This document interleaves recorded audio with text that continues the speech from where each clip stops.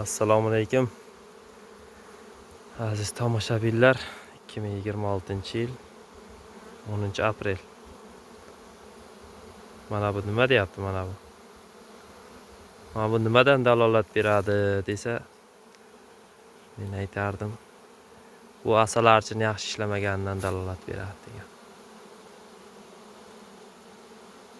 G'umbak paydo bo'lgan yoki biz onarning ustiga yana g'umbak berib yuborganmiz, ikkitasi mana kelisha olmasdan. Xullas qisqasi ro'y chiqdi. Mana ona arisi mana. Ko'ryapsizlar? Bu 2000 urchigan onar ekan. Rasht eski arimizdan ro'y chiqdi. Buni nima qilamiz? Mana bunday olamiz mana. Hozir buni ko'z bilan ko'rib qoldik-da. Hoppa. Mana 3 ta.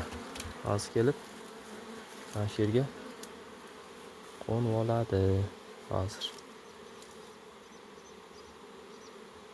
Onarni uchirdik. Ushlay olmadik.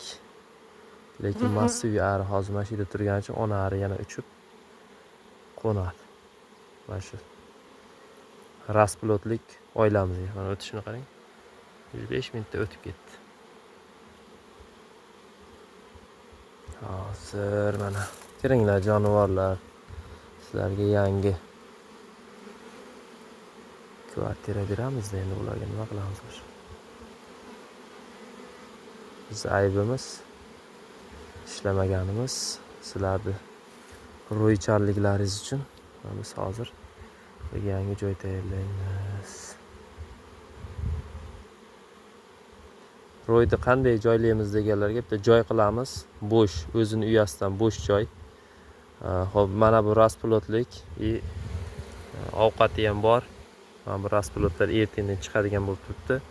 Bunga bitta hozir kuchiga qarab bitta sush, bitta mashina beramiz. Diafragma, ovqat shart emas, chunki ro'y bir hafta, 5 kun, 6 kun, 7 kunga qarab yetadigan darajadagi ovqatni qorniga qamlab, mana arlar ham kichkina emas, katta-katta bo'lib turibdi. Значит, bular ovqatga qorni to'lgan.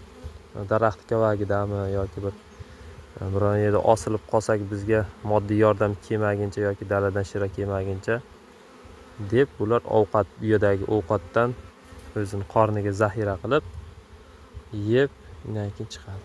Hozir ishlayapmiz. Mayli, sog' bo'lasizlar. Yana shunaqa qiziqarli videolar bo'lsa qo'yamiz. Keyin mana boya uchirib yubordik-ku, onar. Mana muvaffaqiyatli kelib qo'ndim. Menimcha bu 2026 ning matkasiga o'xshayapti. Hozir eski uyalarimizni birma-bir tekshirib chiqamiz. Agar qaysidirki uyamizda ona arisi yo'qolmagan bo'lsa, значит bu yangi uya bo'ladi. Chunki mana buni tuklari bor yuribdi. Kichkina yana bo'lib. Shunaqa gaplar. Mana yana bitta qiziq narsani ko'rib qoldim. Videoni to'xtatmoqchi edim, lekin to'xtatmadim. Pauzani bosdim, lekin yana bir narsaga ko'zim tushib qoldi. Onari yuribdi bu yerda. Yana bitta narsani ko'rsataymi? Bizning tanballigimizni ko'rsataymi? Hozir endi onarni vit ovoz chiqyapti. Yana biz ishlamaganligimizni ko'rsataymi? Endi kelib har kuni mana shu yerdagi yo'y butalarning ichida yurib chiqaman. Aslan men bu yerdan o'tib ketayotgandim. Mana bunaqa yo'y tabiatdan pishillagan ovoz chiqib qoldi. Men bir o'zim mana endi to'qayda qolib ketsam kerak deb sirazim miyamga bir narsa keldi. Ilon bo'lsa kerak deb. Yo'q. Ilon emas ekan bu. Bu mana bu yana bir marta ishlamading sen deb managa ro'y chiqib qo'yibdi. Assalomu alaykum deyapti u. Assalomu alaykum deb meni oldimda pishilladi. Bu tayyor turibdi. Endi atrofini kesamiz va joylarga olib kiramiz. Ana endi qidirib yuramiz mana bunday qilib. Odam yo'q yerlarda. Odamzoddan uzoq joylarda tollarga qarab, arimiz uchib ketmadimi ekan? Qayerda g'urdagan ovoz kelar ekan deb yuraveram. Mana bunaqa jarliklar oldilaridan qarab, mana bunaqa yovoy daraxtlar ustiga qarab yuraveradi-da. Vaqtida ishlamagandan shunday yuraveramiz endi. Nima ham qilamiz? Xudoga shukr, nolimaymiz.